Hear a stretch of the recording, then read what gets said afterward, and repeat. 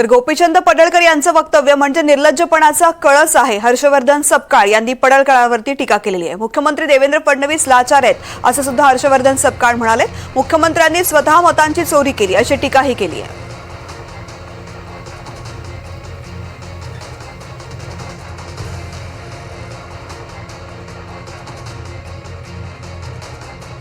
पहिलेच्या काळामध्ये जे मुख्यमंत्री किंवा आपले जुने जे काही पदाधिकारी सत्तेवर असणारे लोक होते ते आपल्या पदरी साहित्यिकांना, कवींना, सुसंस्कृत लोकांना, अशा लोकांना सोबत ठेवायचे, प्रसंगी त्यांचा सल्ला घ्यायचे आणि त्यांच्याकडून मार्गदर्शन घेऊन ते पुढे जायचे।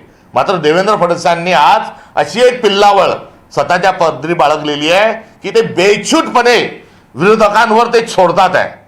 देवेंद्र फडणवीस महाराष्ट्रातला अत्यंत असंस्कृत, असभ्य अशा स्वरूपाचे ते मुख्यमंत्री आहेत। एकीकडे त्यांच्या एवढा लाचार मुख्यमंत्री झाला नाही। वोट चोरीचा तर मुद्दा आहेच।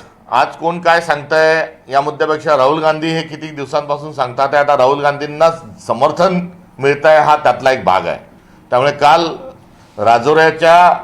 राजुरा मतदारसंघाच्या मतचोरीच्या अनुषंगाने राहुल गांधींनी आपल्या पत्रकार परिषदेमध्ये थेट स्वरूपामध्ये त्या ठिकाणी पुरावे दिलेले आहेत आणि मतचोरी झालेलीच आहे। हे जे चमू जे आहेत, चमू देवेंद्र फडणवीस म्हणजे चोरी करून मुख्यमंत्री झालेले चमू देवेंद्र फडणवीस जे आहेत, हे आता काल राहुल गांधी बोलल्यानंतर पुन्हा त्यांनी इलेक्शन कमिशनची दलाली सुरू केलेली आहे। अरे तुम्ही वकील नेमलेला आहे का इलेक्शन कमिशनने तुम्हाला की राहुल गांधीचा काय नाही? अहो पुरावे दिले ना। तुम्हीच गृहमंत्री असताना जे प्रशासनाने गुन्हे दाखल केले, हे गुन्हे दाखल केले म्हणजे चोरी झाली, एक गृहमंत्री तुम्हालाही मान्य आहे। राजीनामा द्या ना तुमच्यात हिंमत असेल तर।